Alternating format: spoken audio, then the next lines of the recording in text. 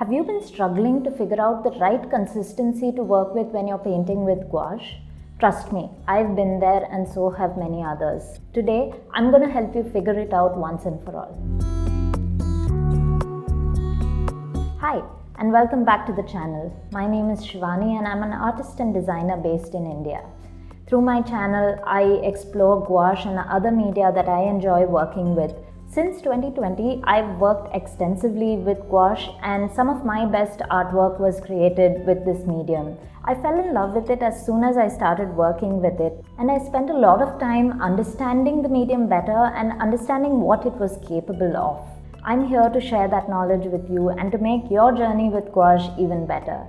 So let's get started.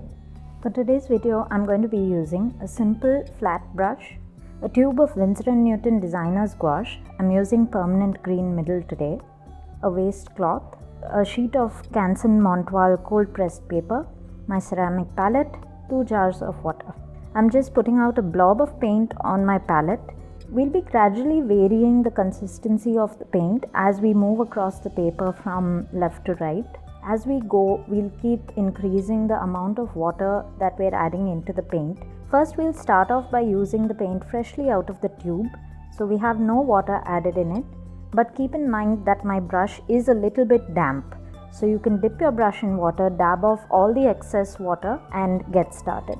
You can go ahead and swatch that on your paper. You'll find that the brush is a little bit difficult to move on the paper. There's a bit of friction and you'll see a textural effect that starts happening. Now just add the tiniest bit of water to your paint and swatch it again. Keep doing the same thing. Make sure you're not adding too much water. Keep adding the tiniest amount of water, and if required or if you think it's become too dilute, add some more paint from the tube. You can also dab off any excess water or paint from your brush onto your waistcloth or even a paper towel. As you go, you'll see that the paint starts smoothly moving across the paper. It becomes a lot easier to paint with. There's less friction. And after a point, what you'll notice is that the white of the paper starts showing through the paint. This is when it's getting a lot more dilute. And by the time we reach the right end of our paper, it starts looking a lot like watercolor. So now that we've swatched all the different consistencies, let's have a look at it and try to understand what's happening. The swatches on the left end of the paper are a lot more thick. That consistency is really tough to work with if you're trying to do an entire painting, but it's great for the dry brushing technique, which can help you add texture and shading to your paintings. The next 3 swatches are the perfect consistency that you want to work with. The few consistencies after that are not very desirable. They're kind of neither here nor there. The final 3 consistencies are useful for background washes and also for underpaintings over which you can then build your layers. So now let's talk a little bit more about dry brushing. You can see I'm just slightly wetting my brush and dipping it into the paint which was fresh out of the tube. I'm not diluting the paint at all. And I'm lightly moving my brush over the paper in a sort of swishing motion, which creates texture and creates this kind of wispy effect. This can be used in so many different applications. Now let's try the middle consistencies that we spoke about, which I said was the perfect consistency for gouache. I'm using the paint with just the right amount of water and applying a flat coat of paint. You'll see that this dries very flat, it doesn't appear too streaky, and it's just very easy to work with. As a beginner working with gouache, sometimes we underestimate the amount of paint we may need, so it's usually better to mix up more than enough color on your palette. What ends up happening if you don't mix up enough color is you start off with a nice thick layer of paint at the right consistency, but then you run short and then you start diluting it with a lot of water and the color doesn't end up being smooth.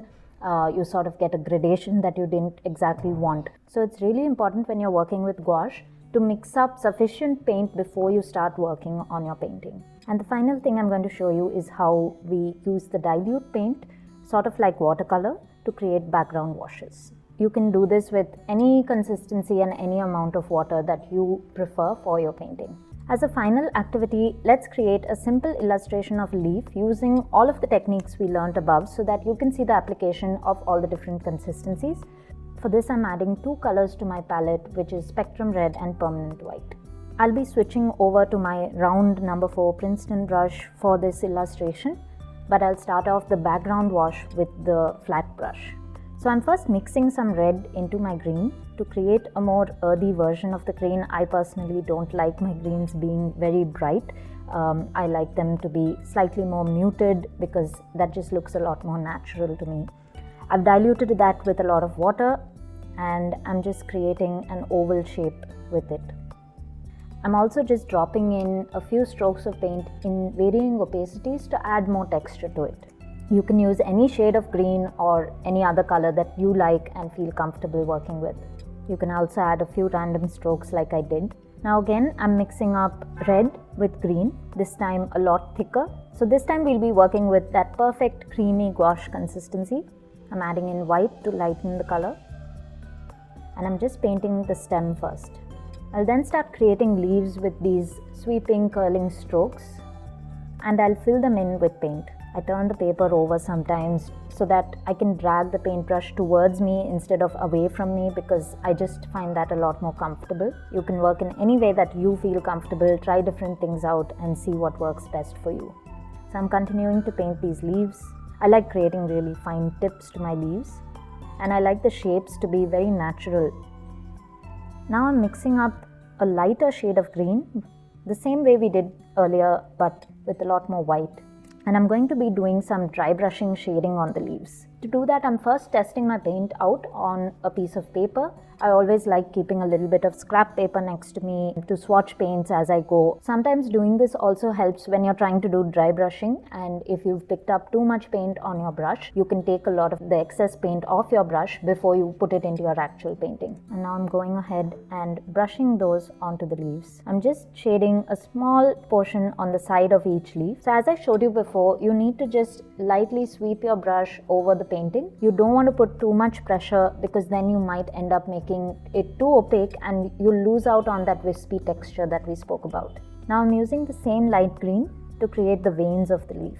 After creating the veins, I did feel that it would look better in a darker shade. So I went in and mixed up a darker shade of green and I went over the veins again with that color. This is another thing about gouache that I love. If you make a mistake on the sheet, it's pretty easy to go over it and correct it. Just make sure when you're layering your paints, you're not overworking it because you can end up reactivating your base layer. Just try to be more confident with your strokes and not go over the same area too many times. So that's our illustration. I just showed you how you could incorporate all of these different consistencies in a single piece of art. I hope you understood the different opacities and consistencies of gouache and the mistakes you could potentially make with watering it down too much or keeping it too thick. Thank you so much for watching and I hope you learned a lot through this video. If you have any further questions for me, please drop a comment below. I love hearing from you and I'd love your opinion on what videos I should make in the future as well. I have a lot of exciting content planned and one of the things I'm actually most interested to dive into is color theory, which is something I've been working on and I should have a video ready within a month or so. So make sure you hit the subscribe button so you don't miss any of that. I've left links in my description to all the materials I used in this video in case you want to check any of them out. And there's also links to subscribe to my newsletter where you can connect with me on a much more personal level. I share things on my newsletter that I don't share anywhere else. You can connect with me on Instagram as well and you can check out my Etsy store.